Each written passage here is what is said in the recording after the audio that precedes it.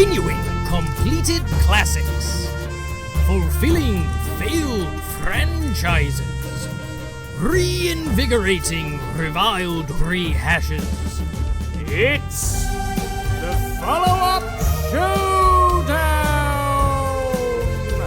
With Paul Getz, Travis McMaster, and Lauren Picardi.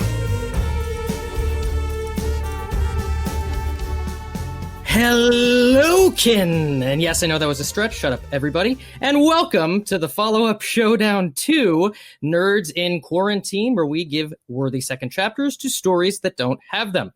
I am your host, who is perfectly fine with being a zero, Paul Getz, and with me are my co-hosts, who are strong enough to be heroes, Travis McMaster and Lauren Picardi. How are you guys? Well, it took me a good 5 seconds to get your intro reference, so I don't know how much of a hero I am. Somebody should stop you.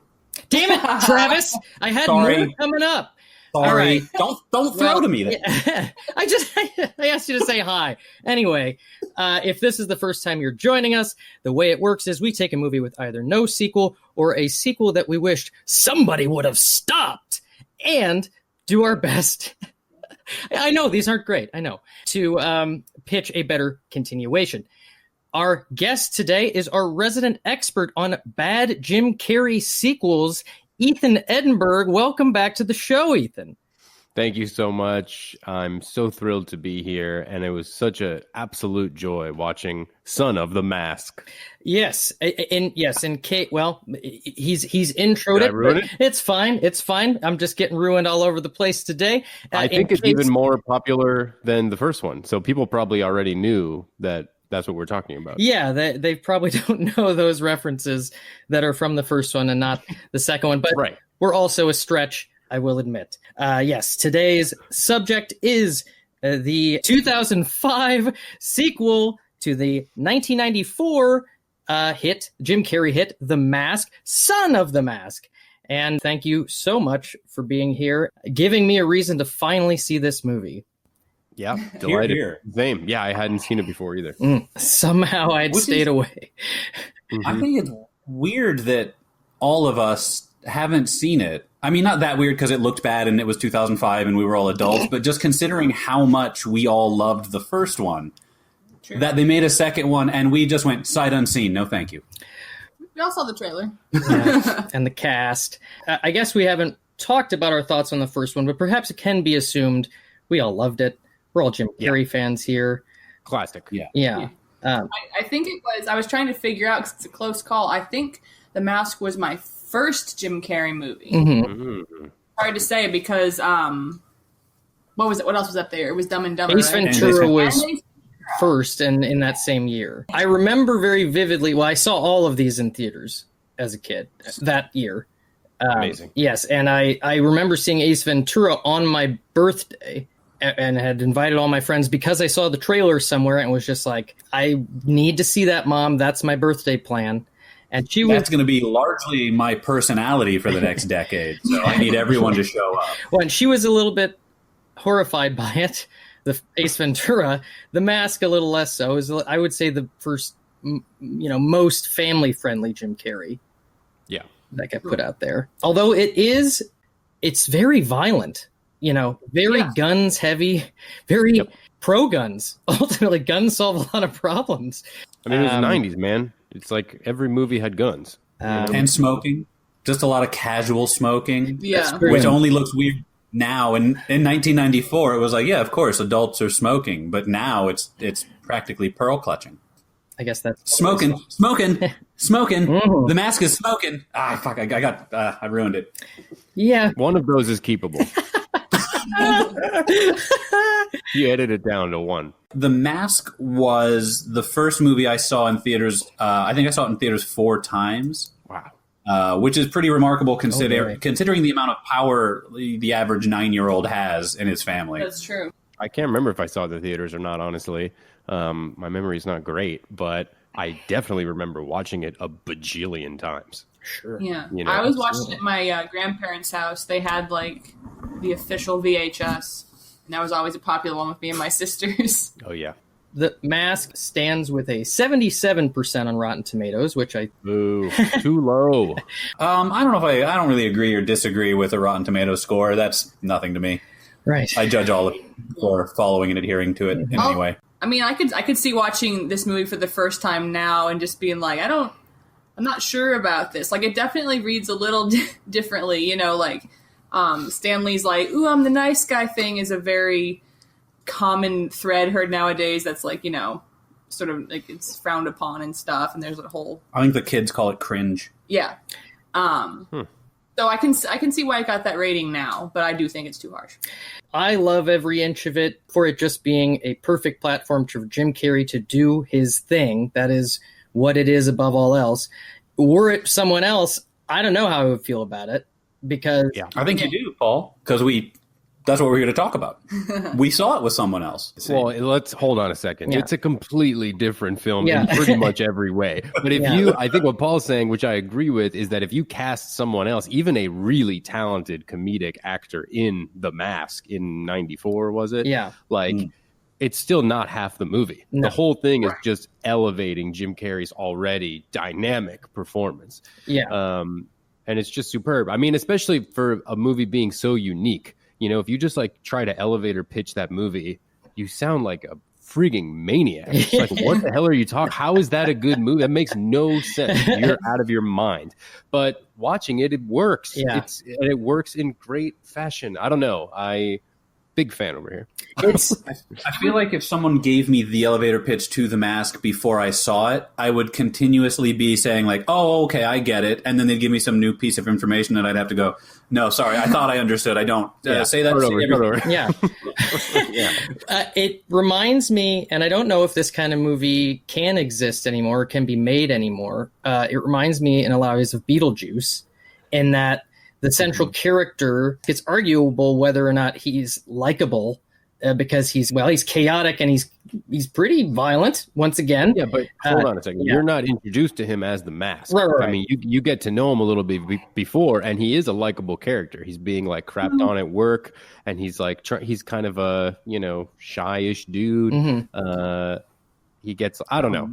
I liked him kind of off the bat, but I also have been a Jim Carrey fan since I was little. So just seeing him, it's like, oh, this guy's the best. Sure. And I think Jim Carrey makes Stanley work better than most could also, separately from The Mask. Right. Also. Right, because Stanley is relatively one-dimensional. Mm-hmm. And he's really sorry for himself about being the nice guy who finishes last. He wrote a letter about it to the paper, and all kinds of stuff. Kind of a bummer, but like his arc is like sort of being one-dimensional, and it's more like just tackling his demons, I guess. His journey seems to be arriving by the end of the movie at barely interesting, going from Stanley Ipkiss, the owner of one single Tex Avery VHS tape. 2 Screwball Classics Volume 1 and 2 he has.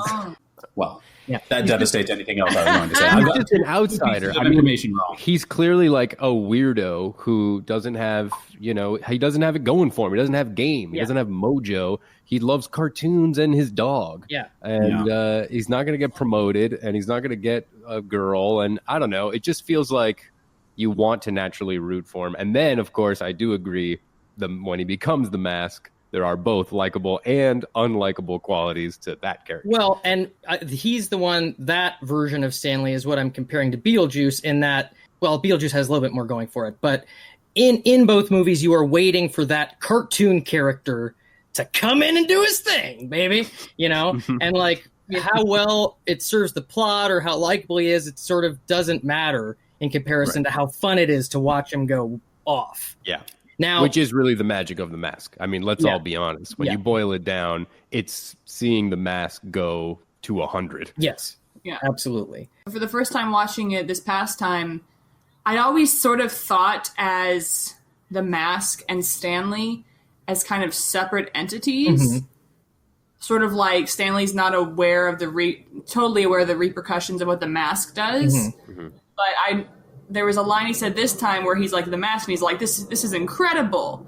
And it's the first time I realized that Stanley is in control of The Mask's actions. This is an interesting topic in terms of how much control Stanley has, because while in the mask, because Loki, in theory, as at least presented in the first one, is in the mask.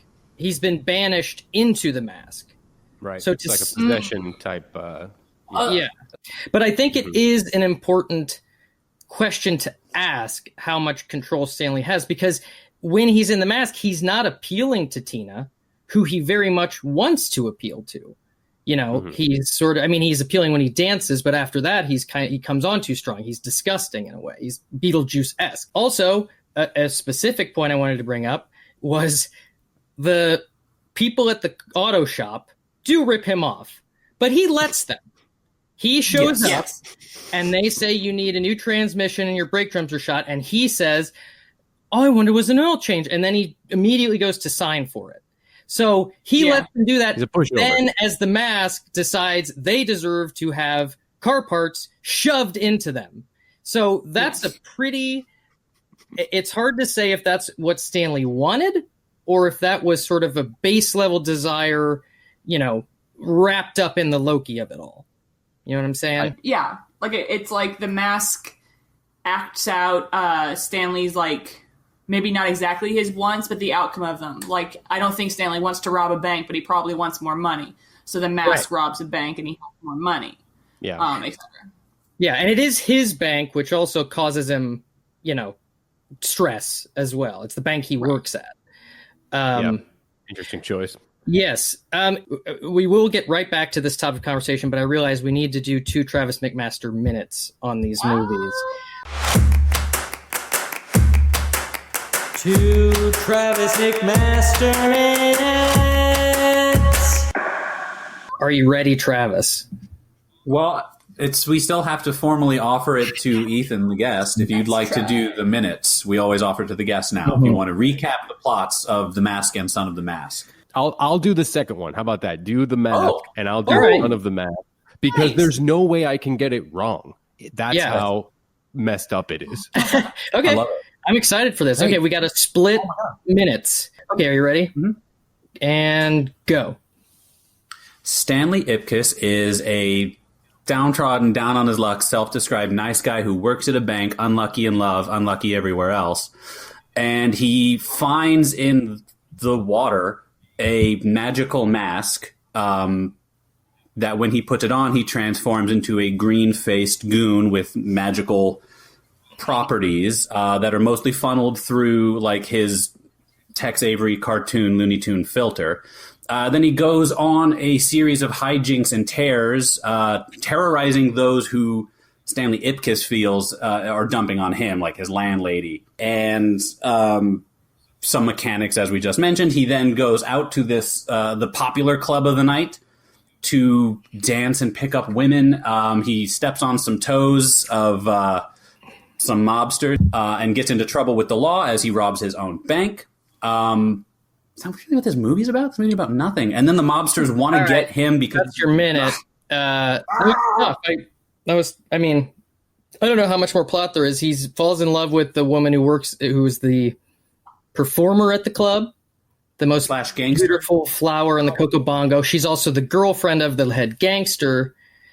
And by the way, that gangster is like a lieutenant trying to usurp his boss as his subplot. And then his dog breaks him out of jail because he goes to jail for being the mask. And then he gets the girl and they kill the bad guy, who also at some point puts on the mask. This is going to be our first 3-person minute. Oh, well, I always do your cleanup. Is that what we're calling it? As of now. Smoking. All right, Ethan, are you ready for your minute? No, definitely not. Unprepared for this, but I'm gonna give it my best for you guys. Okay, thank you. Very excited. All right, and go. Okay, so we start off in this museum where Ben Stein is the tour, and he's showing that there's a mask here that looks exactly like the mask we all know and love. And Loki, he explains that it's Loki's mask. Loki comes down. He's like, give me the mask, but it's not that mask. It's a replica. So now part of the plot we're going to follow apparently is Loki trying to locate his mask.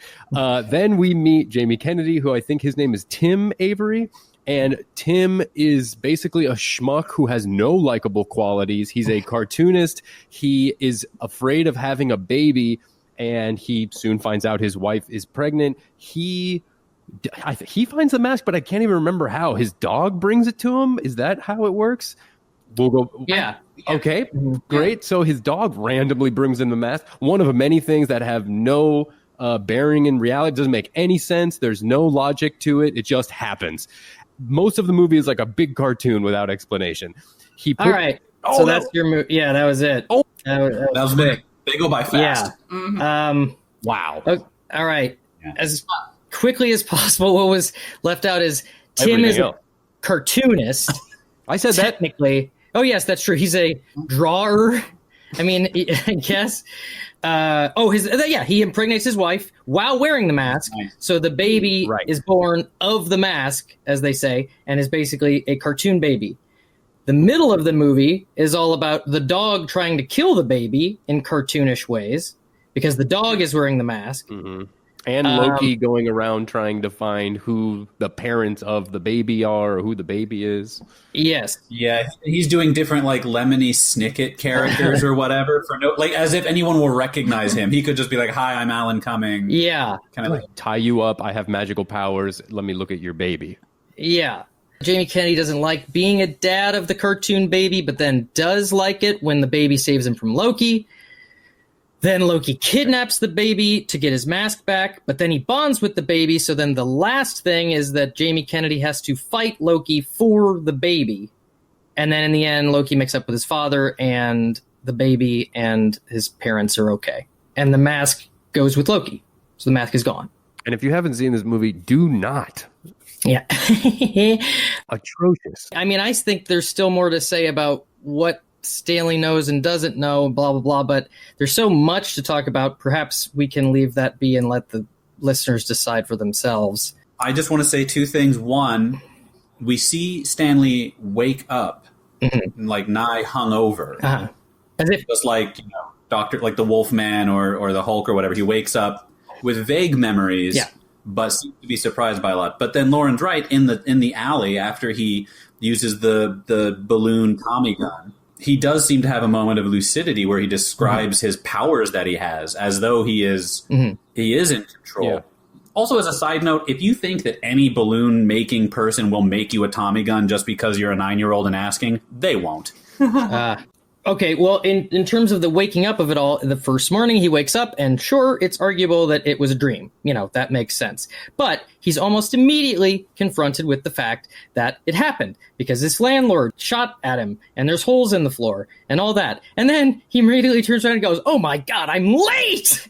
and forgets about all of it, and goes to work. So, I mean, there's a couple things like that in the movie that I didn't quite ever put together as a kid. He's not really dealing with this. But, as a kid, all you care about is him getting that mask back on. Because they do by the next morning. After he puts on the mask the second time, he's a little bit more dealing with the repercussions of what he's done. But after the first time, once it's immediately proven to him, he just kind of goes to work as if it's a normal day. Okay, so getting into notes on this movie, it was the most profitable comic book movie of all time until Joker last year. Wow, really? Yes. That's crazy. Even with like Iron Man and all that crap? Yeah, just considering its budget to what it made worldwide, it made the most money until Joker. Isn't it wild that the first movie was way cheaper than the second one, and it looked so much better? Yeah. That's true. Isn't that nuts?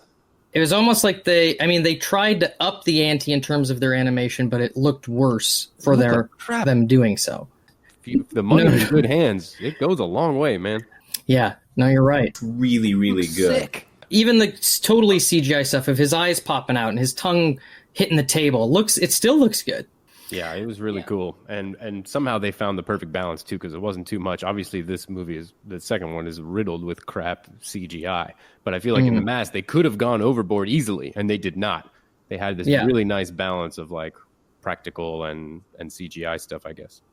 Yeah. Well, probably more because it was more time-intensive, more expensive, and a little more difficult, so they had to think more, like, okay, what bits do we absolutely want? There was no room for like fat, they had to. A lot of angry production meetings where it's just like, if I told you once, I told you 100 times, we're not cutting Cuban Pete. Don't bring it up again. That person is a genius, whoever said that. Brilliant.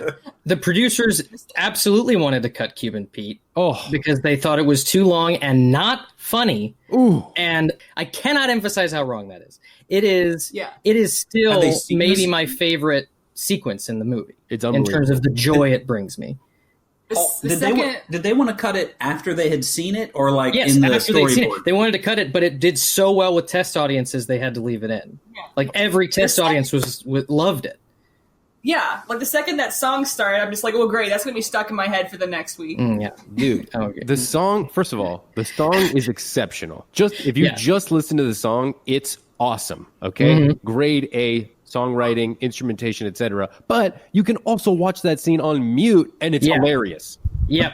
Yeah. Yep. Does Jim Carrey sing in that scene? Oh, he or does. Is that 100%. I thought Yeah. so. No one super talks about it, Yeah. but Jim Carrey's a really good singer. Yeah. And it's Dude's got like pipes. peppered and Yeah. Also sang in The Cable Guy, and it's great. And The Grinch. really good.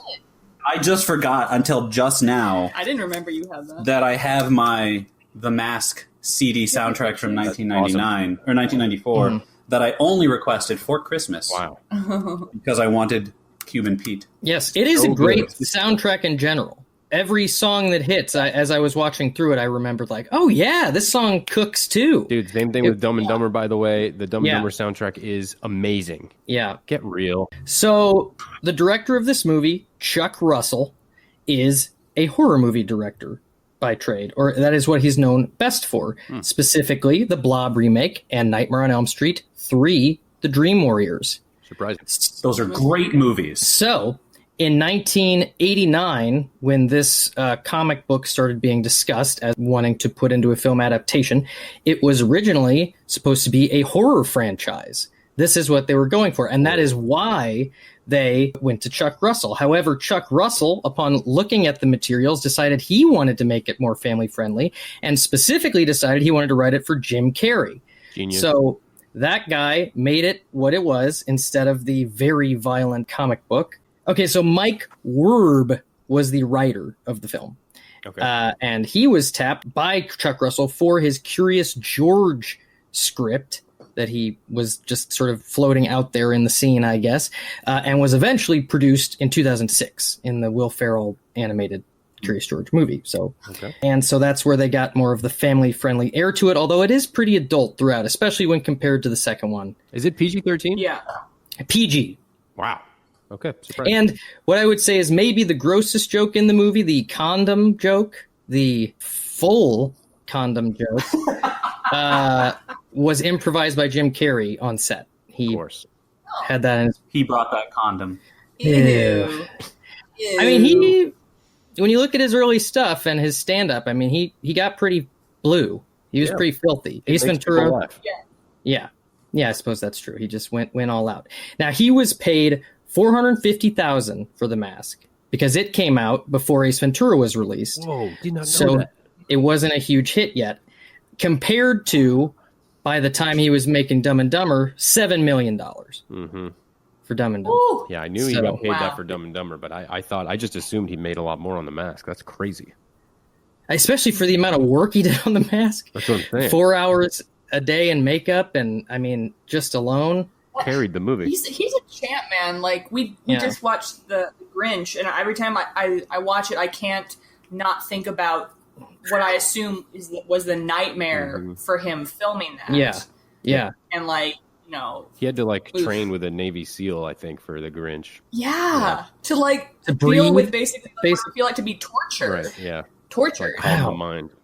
I know. Well, It's And in both cases, everybody talks about how he saved them money on VFX because of his ability to stretch his face and pushing himself to like talk with the big mask teeth and stuff, and yeah.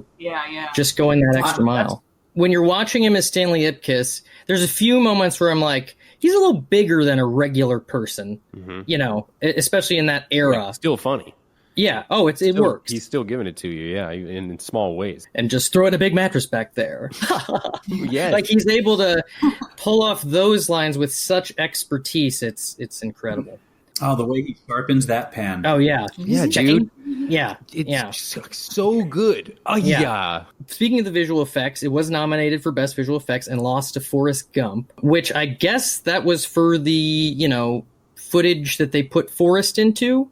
Come on, which bro. is It was for a lot of things. Yeah. There are a lot of things That's true. that are visual effects in Forrest Gump. A well-deserved Oscar. I suppose, but I definitely think that those. It's all about the mask, dude.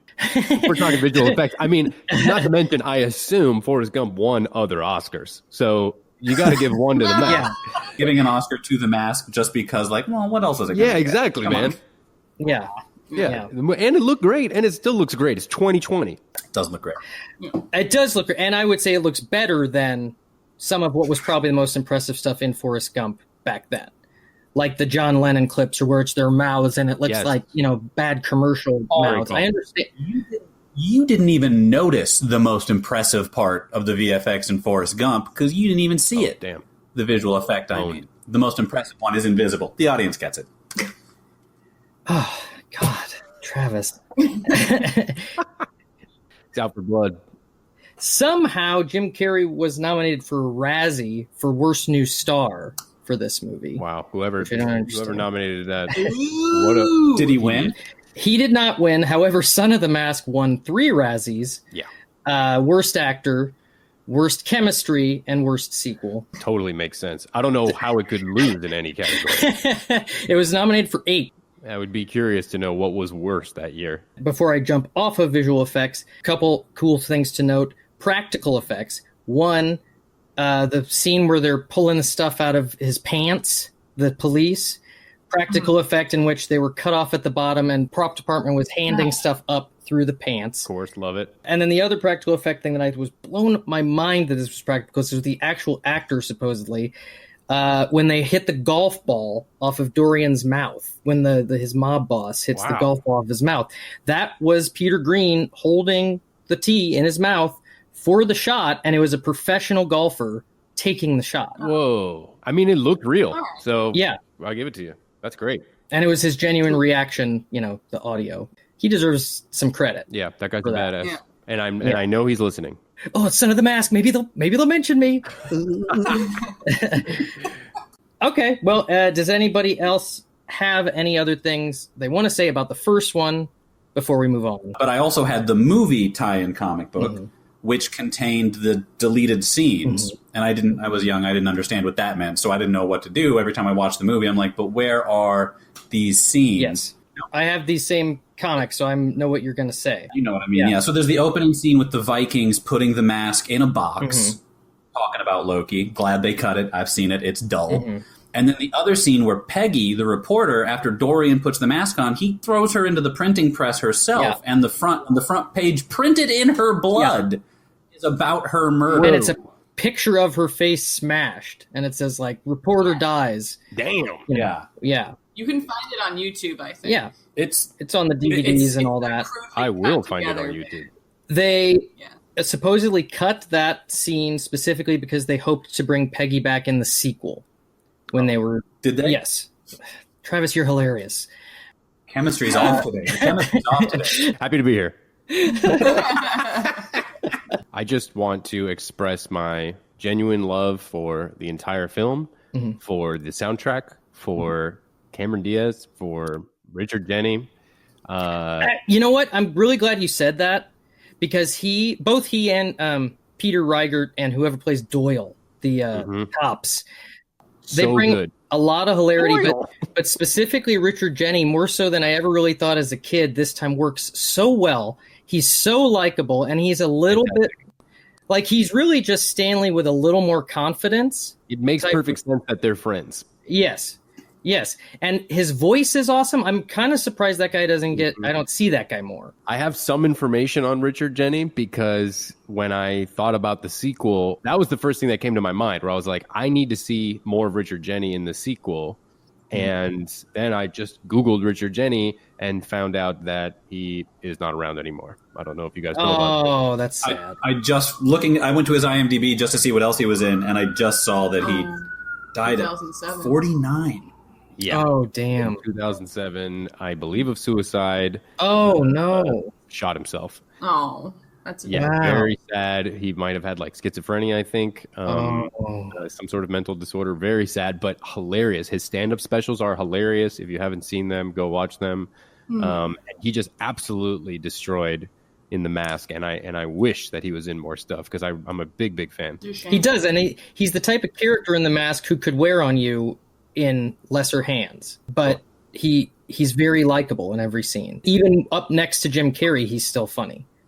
Yeah, it's like somehow not over the top. You know what I mean? It very easily could be, but it's not. It just works. That's a tough line to walk.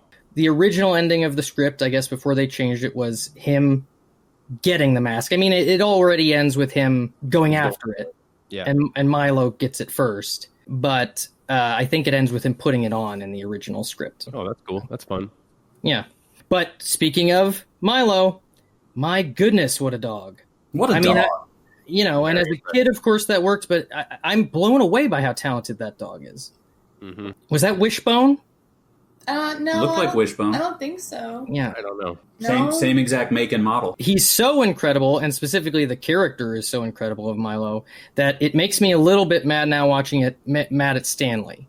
Because I understand he's got other stuff going on, but I kept being like, does he walk this dog? Because like he comes home, puts on the mask, goes out, wakes up the next Milo morning. You know what I mean? the kind of dog that could walk himself. I was going to say the same thing. Milo takes care of Milo. That's true. That's fair. He is that talented.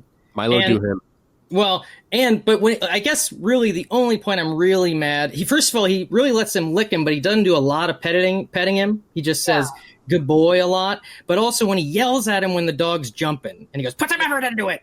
I'm like, dude, come on. Yeah, Tina's in danger. It's for comedic effect. He loves Milo. Tina's in danger. The police wouldn't help. It's so good whenever like he's like Milo's climbing on the officer to get his keys. Mm-hmm. Like it's the keys and he starts to pull back and he stops when the guy stops and he like sort of looks at him like and then he pulls the keys. You can see his little face and expression. It's so cute. He's a great dog. I don't know that there is a better dog character in cinema history. In terms of everything he's able to do, it's tough, but the only other one I could think of that maybe came close is the pup from The Artist, who I think is the same. Oh yeah, the good little That's pup. a good one. Paul, yes. Do you have any information on this? Is Cameron Diaz's first film? It is. It is. And well done, her. Uh-huh. Do you have any information on, did she audition, or were they just like, you're clearly the most beautiful person in 1994? She was found at a modeling agency. Yeah. And Anna Nicole Smith was the choice being floated by the studio before she was chosen. Sure. Once Cameron Diaz was cast by Chuck Russell, the studio tried to cancel that, didn't want her because she's not an actress or whatever. And Chuck Russell said he would walk from the project without her. So he made that happen too. Yeah. Way to go, Chuck. Yeah, good on you, Chuck. That's great. Yeah. Okay, so Son of the Mask. Let's go. You guys, Travis and Lauren, I know you're gonna hit us with some controversy here. I can tell. Here's the thing. Mm-hmm. We put it on. We actually put it on first, anticipating such a disaster that we would need the mask for dessert. I saw the still shot of Jamie Kennedy and with his hair, and I was like, this movie looks like garbage. So we put it on. Opening shot, I'm already, first of all, impressed at the money spent. They spent money on this movie. So I'm what's this impressed. Budget here? It's like this big crane move outside the museum, there's like dark lighting and stuff. They do use the wide angle lens a lot, which I'm a fan of because it's heightening. $100 million budget.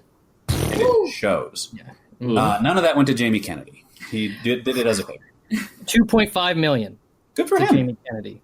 Yeah. Tremors 5-star Jamie Kennedy. But I kept waiting for it to drop off and I'm not trying to say that like it's a great movie, of course, but I kept waiting for it to slide into the garbage bin as I expected it to. And that moment just never came. I have my complaints and stuff, but I got through it pretty well and have mostly positive things to say about it. Yeah. Like, I don't know, like, the planets aligned just right. We were in the right mood, but yeah, I agree. I kept waiting for it to reach that moment where you're just like, oh man. And the closest it got was the scene where his child is peeing on him. No. Travis thought it was hilarious. That was a little. They went for too it. Much for me. They went for it. They went for piss, and not just like the little cute "look who's talking." Oh, stream of piss. They were like, "You will watch Jamie Kennedy's son piss gallons of bright yellow piss into his mouth, and you will watch that for like 15 seconds." Yeah. The piss effects were impressive. I was disgusted, thoroughly disgusted. It was so most good. disgusting pee scene I've ever seen. You could smell it. Yeah. I feel. Yeah. I was so into Alan Cumming as Loki, and then Bob Hoskins showed up as Odin, and I was just like, "This is pretty great." It took me until he came down from Olympus or whatever on high. Asgard. It took me until he came down from Asgard to figure out that it was Bob Hoskins. The whole movie I was trying to place him. I was like, I know this voice.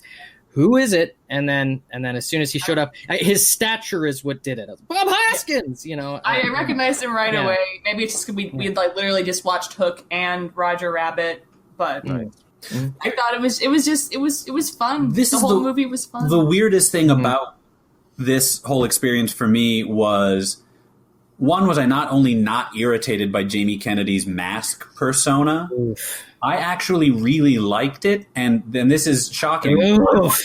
I wanted from this movie more Jamie Kennedy. Boo! More? I gotta say, in the whole movie. I didn't disagree with everything you guys said, but he is the worst thing in the movie by far. But I'm talking about the mask. No. Not regular. I think I agree with Paul here. If what you're saying is, Paul, is that the worst part of the movie is when Jamie Kennedy has the mask on, because that to me is that rock bottom. Is that really worse than baby and dog shenanigans? Yes, because at least for me, the baby dog shenanigans is like a random cartoon in the middle of the movie. Just seems like a random Looney Tunes cartoon or something. And a cartoon done fine. Written like a cartoon. Yeah, sure. There's physical comedy and violence and, all that kind of stuff, and it's fine. But when he puts on the mask and he has that voice, that makes no sense to me. And when he does the song medley at the beginning and all of that stuff is nonsense to me. It's just complete, utter, chaotic crap. He is by no means Jim Carrey. I am not measuring him against Jim Carrey in any way at all. But I thought his mask voice was hilarious. And I thought he was genuinely funny. I forget what he did in the first scene, but there was just something where it made me giggle. And maybe because there was so little of it was because that's why it didn't grate on us. But whatever floats your boat. I feel like the most exciting thing in a mask movie should be the person putting on the mask. And I was, once he didn't have it on and the dog had it for the rest of the movie, I was like, okay, good. Well, at least we won't get any more of that. And then when he put it on again, I was like, oh, more of this. See, I didn't like the dog in the mask because a lot of that. When Milo had the mask on, he was just like a dog with the mask on. But when Otis, had the mask on, he was just like Bugs Bunny. Yeah. See, that's what I liked. To be honest, that was actually one thing, and I don't think of it necessarily as a bad thing, but as a kid, I remember getting more joy out of Milo in the mask, because I would rather just have Milo. Milo in the mask doesn't bite anybody. I mean, he bites some guy's pants, but he doesn't do anything spectacular as the mask other than the torpedo thing and pees on a guy.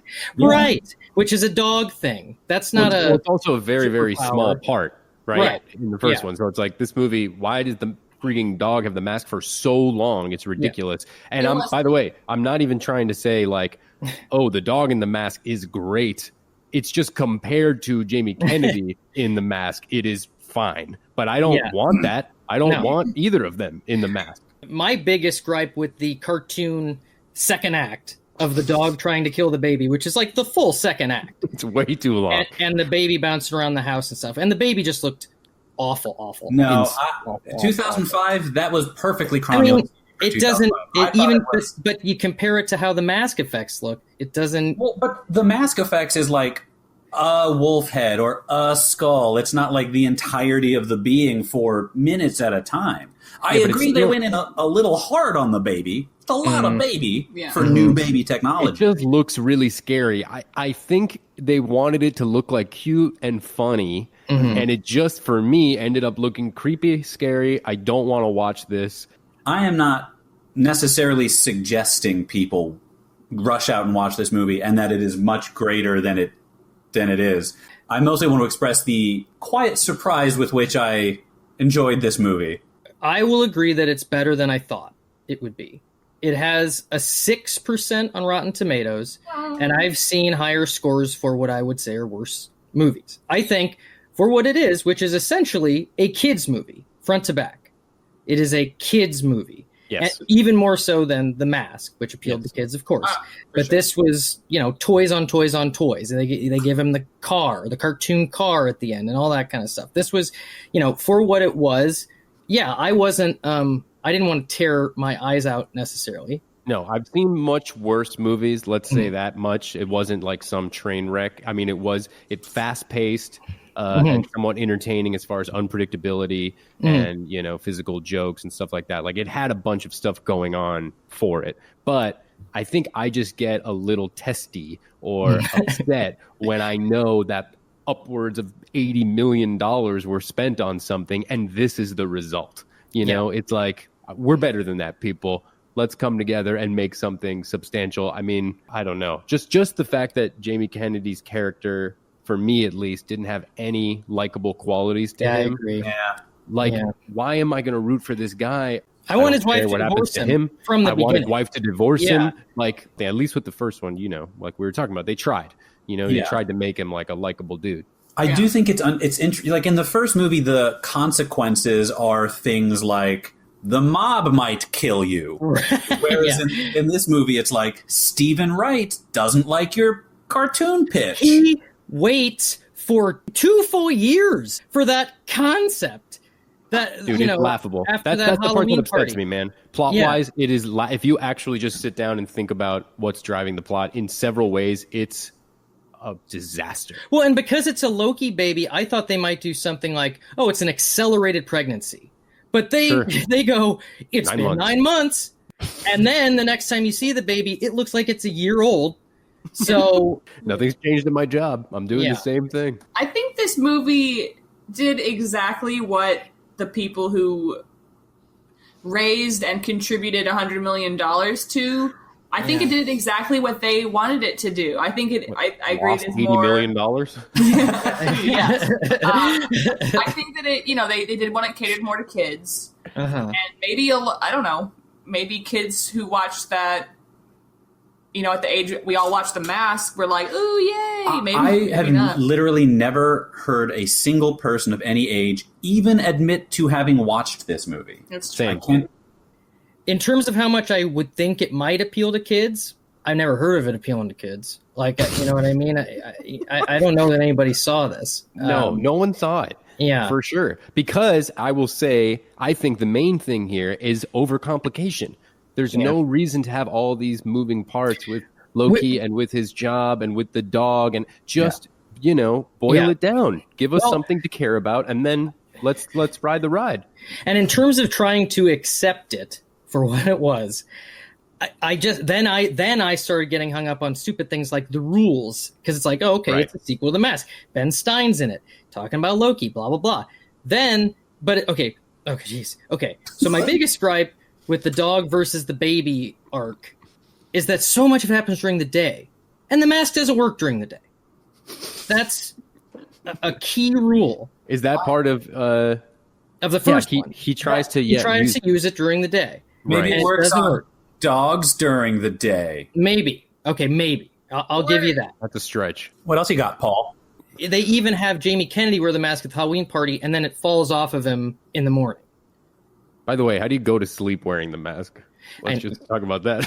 After a night of raucous lovemaking to your wife, apparently. Right? Yeah. It doesn't notice. You know that, and not to sound like the whatever, but as soon as that happened, where Mask Jamie Kennedy goes to have sex with his wife, Lauren and I were both like, I don't have a problem with this, but I'm noticing it. I don't know, something about it feels not I above board. texted Ethan about it right away because it is something I kind of wondered about in the first one, because he is going after Tina in the mask. Right. And in the first one, once again, I want to bring up that at least the working theory is that Loki is in the mask. So then what does that mean? About What it means is that he Yeah. infects your sperm, and then that makes a mask baby. right. Oh, okay. That is apparently what it means. Yes. Paul, if you want to Yeah. get into like obnoxious rule stuff, Let's do so it. the little Love this. they have a scene where the baby watches part of. No, they show like a whole ass cartoon. It's a whole cartoon. The So whole much of it. Mexican J. So Frog much of it. cartoon. And I Yeah. get that that's like so they can go, now the baby knows what a cartoon is, so it can go brr, brr, brr. But before he watches the cartoon, he's still doing cartoon shit. So like, Dude. pick Yeah. a lane. Dude, he not only has seen a cartoon, bro, he's seen fucking The Exorcist. Yeah. Yeah. Apparently. He's seen a Western movie. Yeah. He knows everything, this baby. Yeah. We Yeah, talked about and- that too. Like, he's seen The Exorcist. This is what pissed me off the most. Okay, if we're going to talk about the rules. This I could not get over after it happened in the movie. When Loki goes to try to find the baby, he becomes a bee, which has teeth, Stings a mouth, Doesn't and talk. doesn't talk. We Yeah. hear thoughts. Was that like Yeah. a studio note? Like later on, they were like, "This is a boring scene." Alan riff. yeah. I guess. It would make more sense just to not give him a mouth. You know what I mean? Like, just get rid of the mouth. Yeah. So he goes, still not what bothered me. Yeah. Goes, stings the lady, clones her. Okay. Yeah. She leaves. He goes into the computer. He has to use the computer. Okay. Mm-hmm. And in the computer, he types in without typing. He goes, okay, let me check the birth records on July 27th and I'll print those out. How does he know when the baby was born? that's How does he know that date? that's not even, first of all, yes, agreed. But that's not, I mean, I have that problem on top of what hospital is that with the birth records of all babies everywhere? I mean, like, they don't even make it clear where he's looking or in what But dude, order even he's if he looking. knows that, Yeah. that for me is like somewhat solvable. It's like, okay, he knows what city it's in, let's say. But for how? whatever. Isn't he in the city already? I don't know how he's because there. Odin, I don't know, because Odin just talks to him on a beach and is like, Loki, you're not looking for the mask. Dude, the date thing drives me crazy. I Yeah. just don't understand how you're going to just guess July 27th. Like, if you know that, then you know the baby. You know what his name is. You know where he lives. Right. It is because they could have easily figured out a way that like they could have, I don't know, done something like he narrows it down to their block. So he's going door to door. Yeah, that Or would have been perfect. knows- I would have just bought if there was some sort of like sensor in the mask and he knows Right. A god around what power thing. Sure, Yeah. dude. Although- Like, he's already Loki. Just a big problem with the Loki thing in general. If that's what's going on, first of all, they don't address where he came from.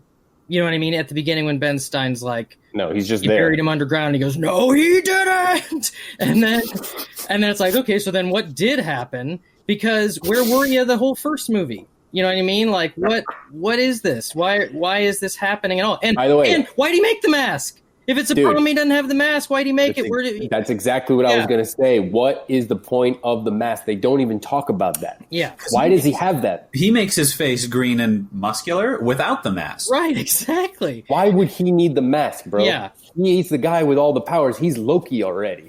All right, so my only actor note on this is that before Jamie Kennedy, Jack Black was offered the role and turned it yeah. down. Smart, but I'm sure the movie wouldn't have. I would have seen the movie. That's the thing. If that had happened, Right.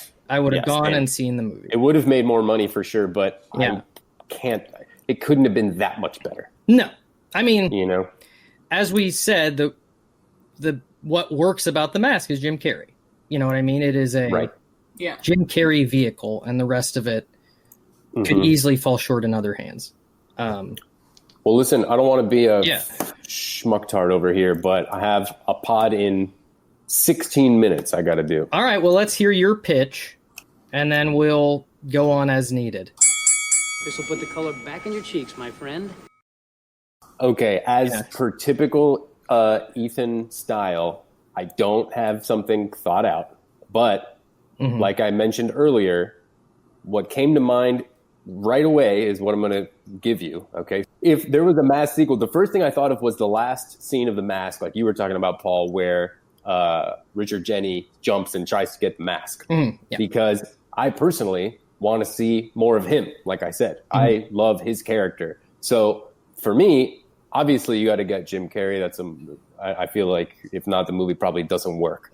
But I would kind of have their roles reversed, and I would want to know what Richard Jeni's life is about a little bit. What's his goal? And for me, he seems kind of like a suave guy that wants to be suaver. So I feel like in his head, maybe he wants to be like a Bobby Darin type, or like a Frank Sinatra type of dude.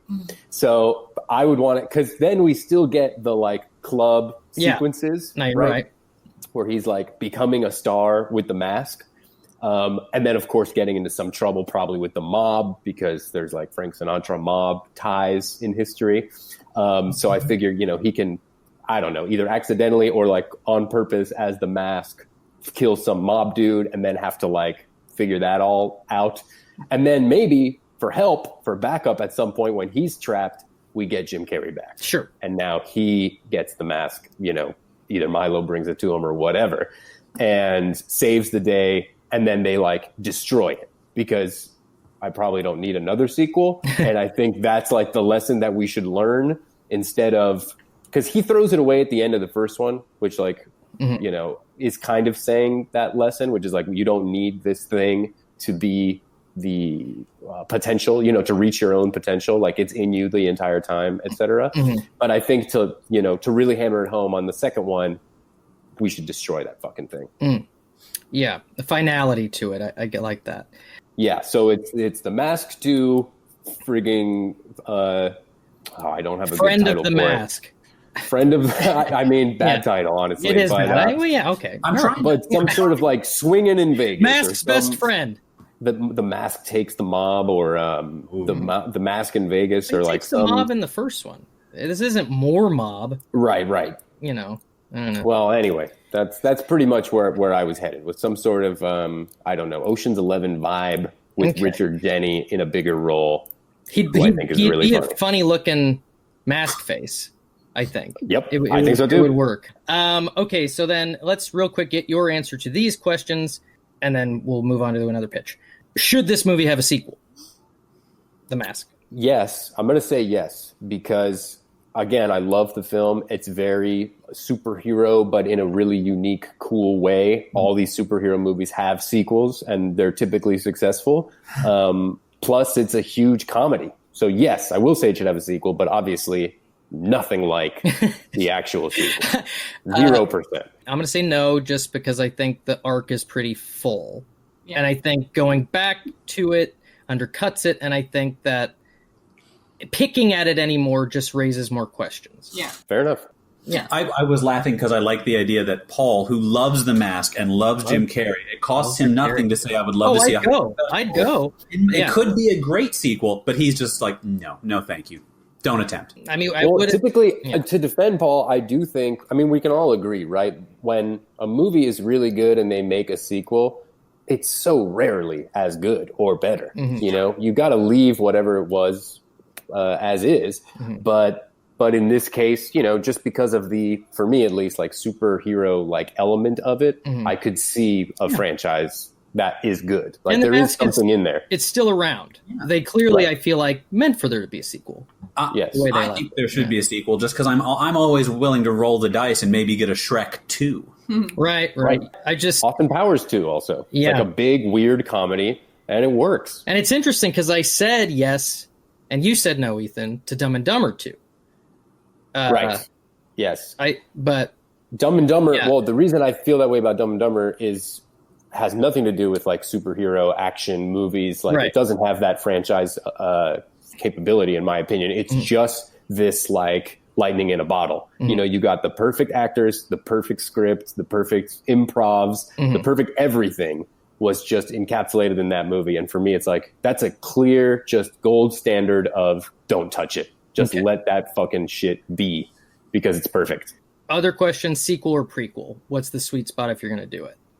So I guess sequel, because you can't have Jim Carrey otherwise. Right. We don't need those characters for a sequel. You just need the mask. So it can be prequel or sequel.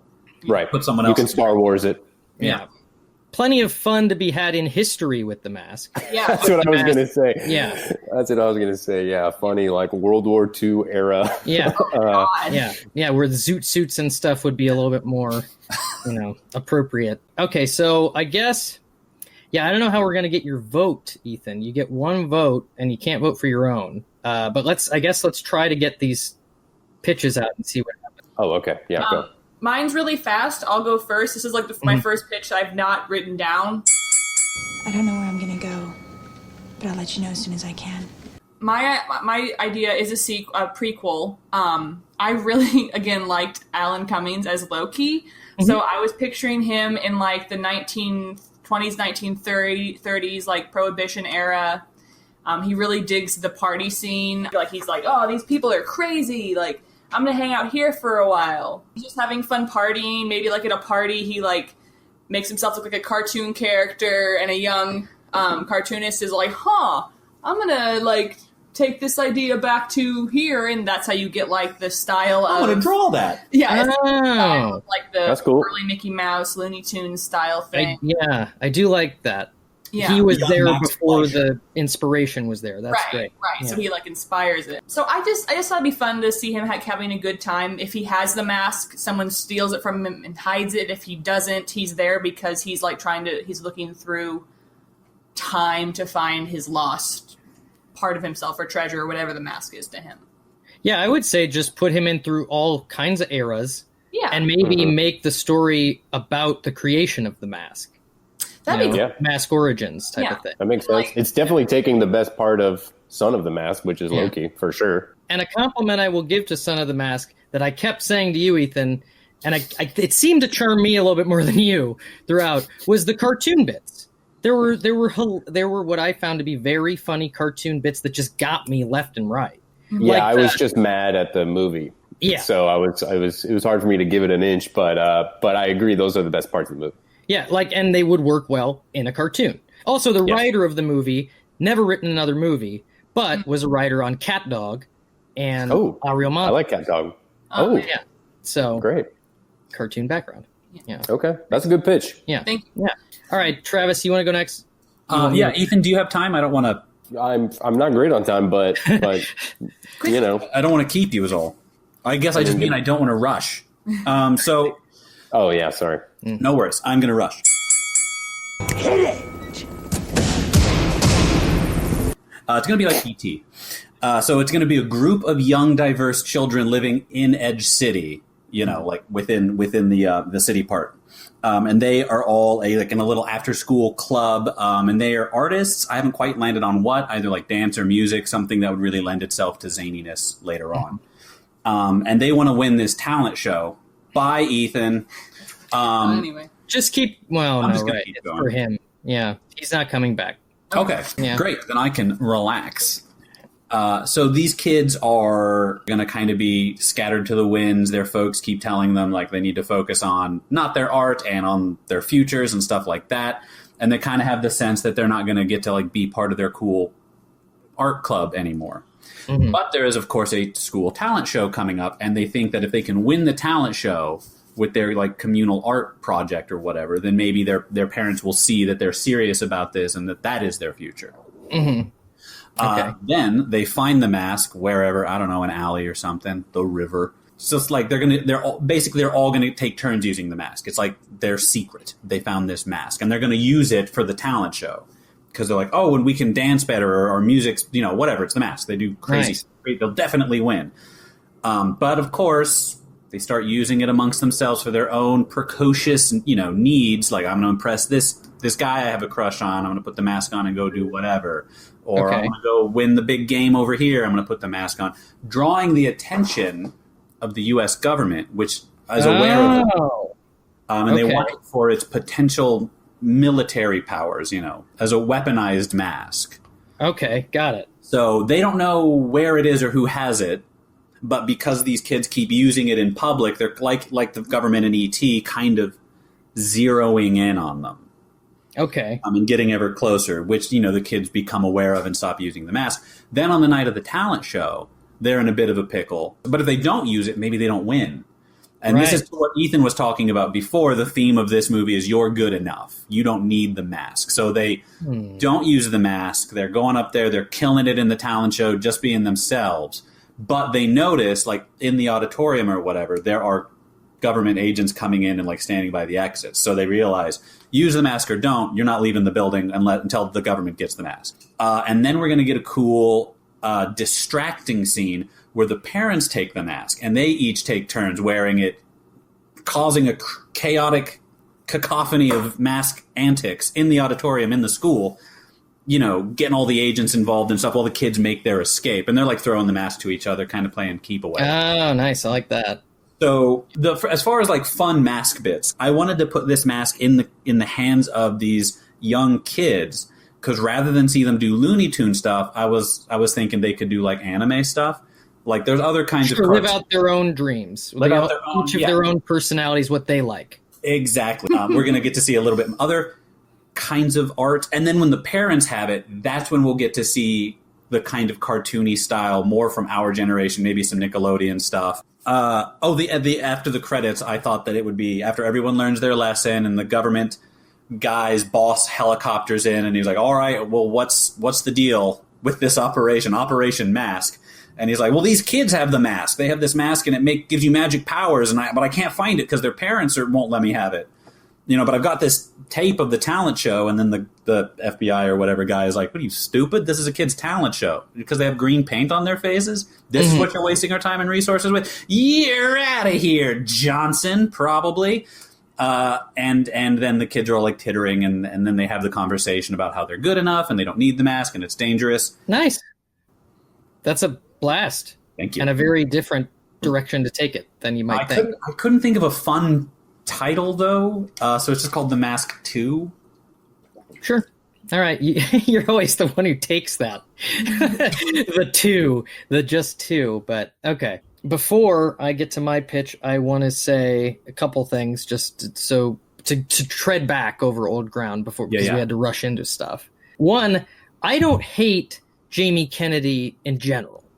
I do find that he pretty quickly went from an actor that I liked in Scream, who I like to see in kind of a normal person type of part.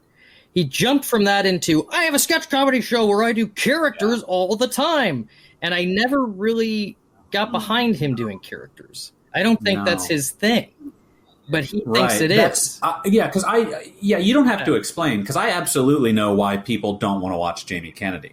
I like Jamie Kennedy in like the 2.5 things that I think he's really good in. But I agree, at some point, someone told Jamie Kennedy, do blah, blah, blah, and we'll love you for it. And then, despite all evidence, was like, yeah, okay, I'll do Malibu's Most Wanted. I'm down to root for him, because it's not like I want bad things for him. And so I was ready to give him a shot here. I don't know, I got the impression...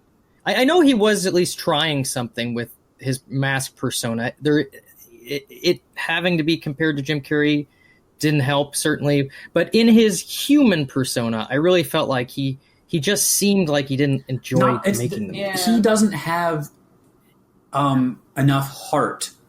You need someone with the heart to play the normal person. Now I'm going to go over other sequels. So... The Mask, the animated series. That was wonderful. Which starred Rob Paulsen, the great Rob Paulsen, as the voice of Stanley Ipkiss / The Mask. The major alteration in that show is that he can use the mask in the daytime, and it follows the events of the film to the point that Stanley's friend and coworker Charlie thinks that Stanley threw the mask away, but Stanley discovers that his dog retrieved it. Tina's not in it at all. Boo. But reporter Peggy Brandt is the main female character in the series. Stanley is upset with her for selling him out to the mob. So that carries over, but neither Nico or Dorian Tyrell are ever mentioned or part of it. I mean, I guess they both die in the movie, so, so some stuff carries over, but some tough stuff doesn't. And then the other sequel thing worth mentioning, something we've gone over before, after the success of the original, a sequel was planned, with magazine Nintendo Power going so far as to offer readers a chance via a sweepstakes to win a cameo role in the film. And it was won. But Jim Carrey dropped out, not wanting to do sequels after Ace Ventura: When Nature Calls. So Nintendo Power had to give the winner the equivalent cash value that he would have gotten for performing the role. Can't put a price on fame. Okay, however, they did. Here it was. Years later, the winner was revealed to be a guy named Nathan Ryan Runk from Arbutus, Maryland. Oh, I know Nathan. Who was 12 at the time, who could have either held out for the sequel to happen, so he could have been in Son of the Mask had he waited long enough, or taken the $5,000, a film crew jacket, and several Super Nintendo games. Oh, I think Nathan made the right choice. He later claimed it was absolutely the right call. Yeah. The never-made sequel would have had Dorian returning to perpetuate new villainy and the mask being worn by a woman, as happened in the source comics. Because Stanley Ipkiss's wife murders him in the comics and takes the mask. Yeah. Wow. It's very fucked up. Okay, so my pitch. If I tell you, you promise to leave my office right now? Mine is a modern sequel. Stanley and Tina drop their son, Milo II, off at college. In their apartment somewhere is a picture of them younger with Milo. There's going to be some Milo tributes in there. And the son is played by Joe Keery of Stranger Things. Steve from Stranger Things. Oh, okay. So he's their son. It is super apparent that they are an extremely close family. The parents return home, missing their son probably too much. They still love each other, but the flame of their passion appears to be burning low these days. We also find that Tina is having a midlife crisis of sorts, feeling old and unattractive and like she doesn't know who she is if she's not a mother. Maybe there's some scene where she's out on her own and she thinks someone's attracted to her, and then it turns out it's some younger person. She feels embarrassed, that kind of thing. She's past her Coco Bongo days by quite a while. Enter Sal Lubbins, Stanley's long-lost dirtbag father, played by Billy Crystal. Oh, who more or less abandoned him as a young boy to live a life of grifting, get-rich-quick schemes, and occasional jail time. So the sort of anti-influence of the father is what made Stanley a banker, basically, and a nervous, nebbish, responsible type. Did appear occasionally in his life, but was never like a staple. And, he looked up to him as a kid, but sort of growing up now resents him. So he shows up hoping to have a better relationship with his son, but Stanley isn't interested. Tina encourages their bonding, however, seeing flashes of how much it helps Stanley to loosen up and de-stress, which has been a big problem for him lately. Over some time, the men start to build an uneasy bond again. One day, after the two of them have a fight, Sal is left alone in Stanley and Tina's home, where he feels a mysterious pull toward their safe. Adept at cracking such things in his life of crime, Sal opens it and finds the mask. This leads Sal to hightailing it to Grub City, a Vegas equivalent, which, well, just as a quick pause, found it kind of funny in Son of the Mask that while there's Edge City and Fringe City, there's also New York City. But I digress. I love Grub City, by the way. Okay. Where Sal, with the mask, paints the town up and down, goes crazy, and naturally runs afoul of the mob boss currently in power there. I was going to go De Niro because of their Analyze This tie, but I went Pesci. Okay. What follows is a rescue mission leading Stanley and Tina to Grub City after the dad, which eventually involves Tina wearing the mask at one point, which turns her into a Jessica Rabbit type that she uses as a distraction, among other things. Like, she gets several things done. She's got it on for a while, but also reignites things with her and Stanley. The passion burns once more. The mask changes hands several times, ends up in the villain's hands at some point, blah, blah. But in the third act is finally reunited with Stanley, who saves the day and delights us all. I mean, with Tina's helping, of course. You know, they work together, but you're waiting for Jim, and you get Jim. In the end, once all is right, Sal reveals that he's dying, which is what prompted him to reach out to Stanley. But also, you know, he's accepted it. He wants to just make sure they have a relationship for the rest of his days. And he thanks him for the time of his life that he's had with the mask these past few days. Throughout the movie, there's a subplot of Milo II, because they're all very close. He keeps calling and checking in with his parents, but they're super distracted with all the wackiness. And so every time he calls, it sounds crazier and crazier, the circumstances they're in. And it's making him jealous, as if like they don't miss him at all and they've just been waiting for him to leave to sort of start doing this stuff.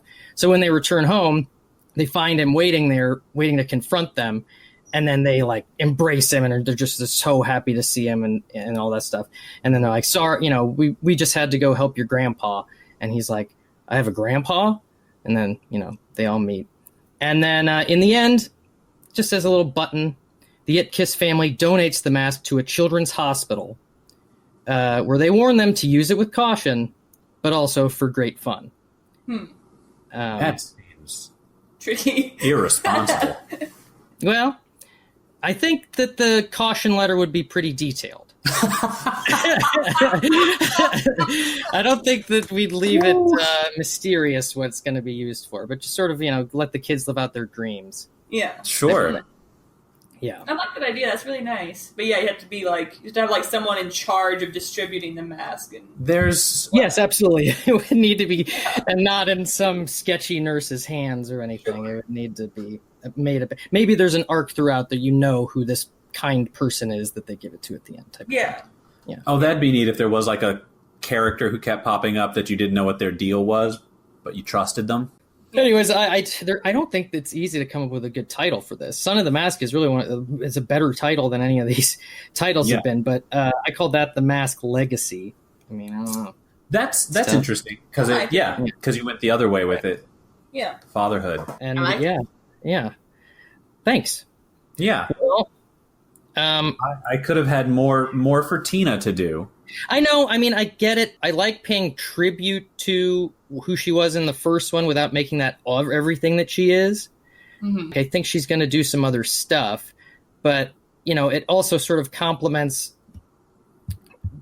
Stanley's mask persona being the Tex Avery wolf, her mask persona being the Tex Avery female or red. Right.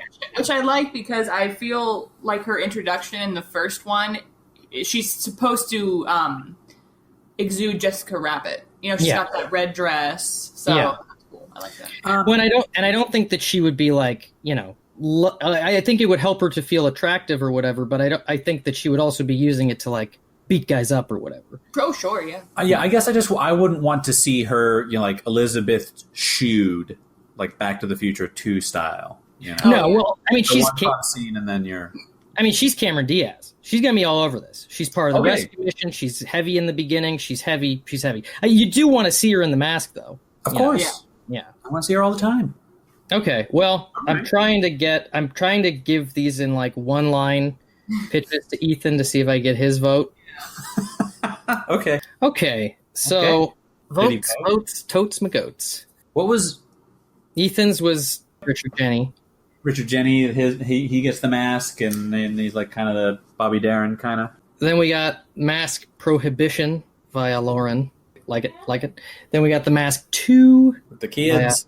Travis. And then we got the Mask Legacy. Yeah. And you vote for one, can't vote for your own. Yeah. I'm going to vote for yours, Paul. Mask Legacy. This means so much because you never vote for mine. You know what? A lot of times I don't vote for yours because I feel like I have to vote for the guests. Sometimes I don't want to. And a lot of your pitches are really garbage. Yeah, that's fair. That's fair. So say like I thought you were going to say I often don't vote for you because I can't stand you. I was going to do a mean joke, but then I thought that was too mean. But then halfway through my real answer, I thought like it'd be pretty funny though. God. Oh man. I don't know. I'm a different person on mic. Off mic, I'm worse. Well, Paul, you vote before me. I'll go right. last. All right. Sorry, my vote goes to Travis.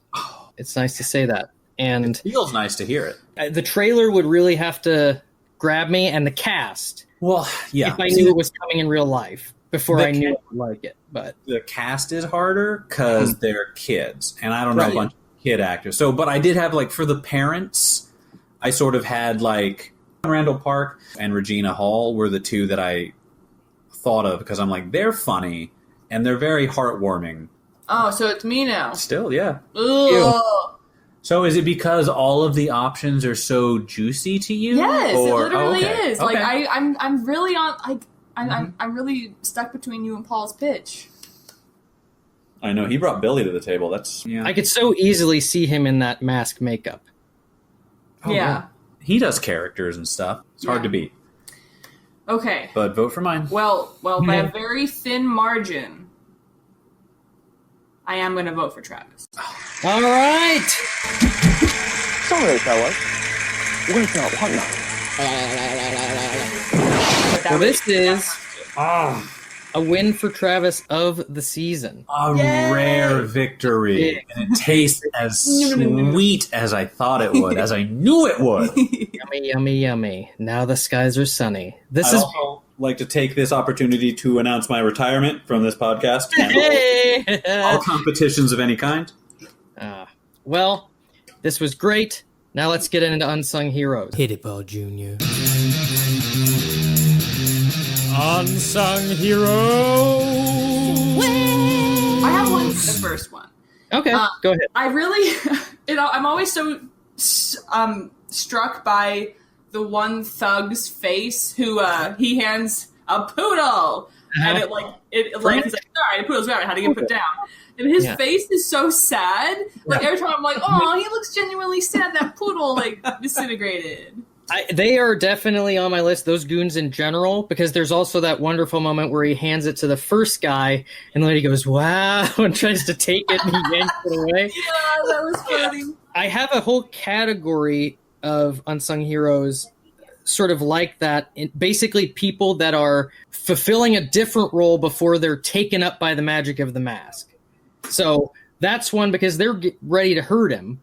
And then they're immediately transfixed by the magic of his balloon animal character. Love that. Love all of them.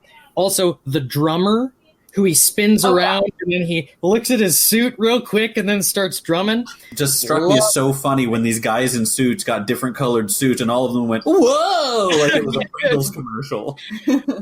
They got a singer, too. They didn't seem to have a singer before, and then that guy hopped in. It's great. And then in that same category of transfixed heroes, I have the three dancing cops. They're going in Cuban Pete. It's very nice, so full of spice, and they're holding the guns. I noticed for, I think the first time on this viewing, in that scene, in the wide shot when all the cops are dancing, is there's like a SWAT guy. You can just barely see his feet kind of swinging back and forth on a rope in the background. Way too many cops. I'm sorry. There's multiple people rappelling down buildings in that initial shot. And then, for the first time, I have an unsung villain. Slap it, Paul Jr. Unsung villain. Scat. Jazz. From the very, very beginning of the film, the scuba diver is below. The guy on the radio says, "We got another one coming down," which I guess means giant pipe is about to fall into the water. And then the guy says, "Hang on a second." And then what happens to that guy on the radio? He lets his friend die. He doesn't hang on a second. He doesn't tell anyone shit. He never even checks on him. He never says, "Oh, get out of there. Where? What? Oh, John." You know, nothing more comes of it. I think in Lauren's movie, the end credit scene would be that scene from The Mask, but we reveal the radio guy is Loki. Intentionally doesn't. I'm changing my vote to Lawrence. Oh. Three-way tie. Yeah. All right, cool. Well, this was a fun one, guys. Even though Ethan and I came down on it pretty hard, I did, like I said, enjoy it more than I expected to. Yeah. That's surprising. I would give it more than a 6%. I think it works throughout as a movie about cartoons in the real world. Like if you watch the first Mask and as a kid or whatever and you love it, and then you grow up and you want to show your kids, but you rewatch it and you decide it's not appropriate for your kids because you grew up into a lame person, then you could probably show them Son of the Mask. Like, oh, I like this mask. Here's the crappy version for you. See, I think what I would say... Not meaner than I meant. About, like, I do agree that it works as a cartoon in real life movie, but more than it works as a Mask movie. Yeah. I know that the Mask is in it, but I don't... If you didn't see the first one, I don't know that you'd totally get it. Like, what the Mask is. Yeah. Or anything like that. It's kind of a mess as far as that is concerned. Because it's not really helping them do things that help with their personal problems. I don't know that you totally get the essence of the Mask from it. I agree. That would be what I'd say. Guys, we can throw this out because he left and it's via text, but Ethan voted for mine. Well, what does that mean? It's a tie. What do we do? So there's the proof. Damn, that's the winner for me. Love that. Well, what did you say about mine? Well, here, I'll show you. I'll show you your breakdown, and you can tell me if I got it wrong. Well, I'm not sure you got it right. Did you sell it?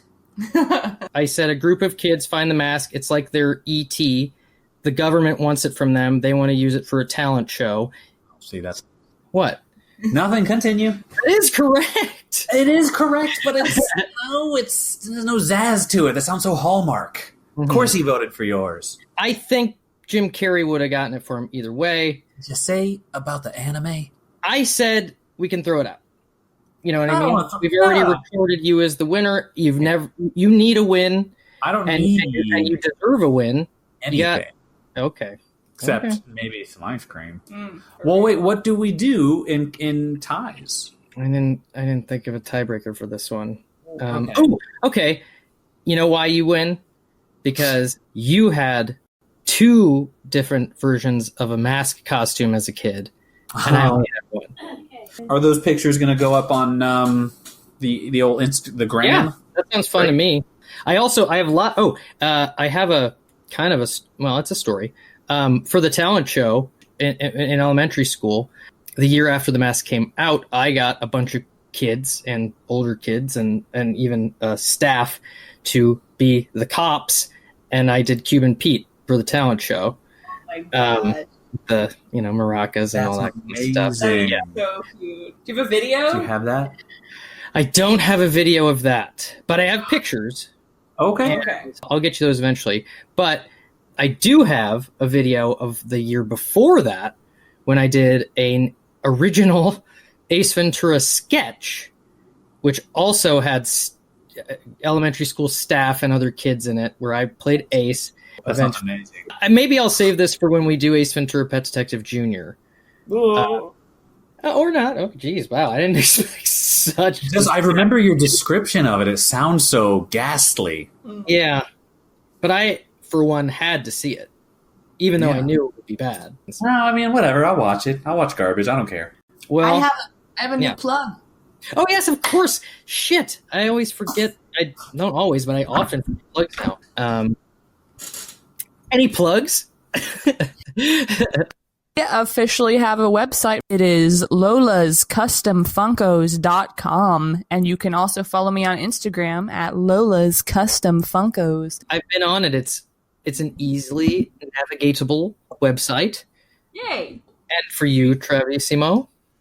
You can still listen to Theater of Tomorrow and The Hotel, my other podcasts. Both Lauren and Paul have been involved in them, and I'm sure you've listened to them by now and love them. Also, go to the Instagram, and Paul's going to put our mask childhood Halloween costumes up. Please comment on whose is better. Yeah, that sounds great. And also, just as a reminder, that reminded me, go to the Instagram in general and look at all the stuff we have on there. And like and subscribe, review us on Apple Podcasts or wherever else you can leave a review. We'd love to hear from you. And, we just love you. We just love you. They've long tuned out. I think the last 20 minutes of this podcast is on this.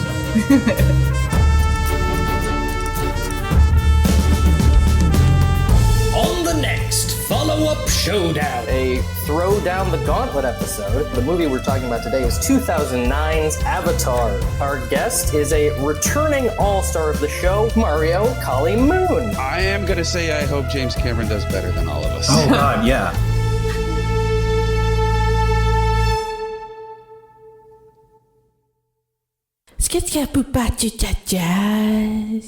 Ja.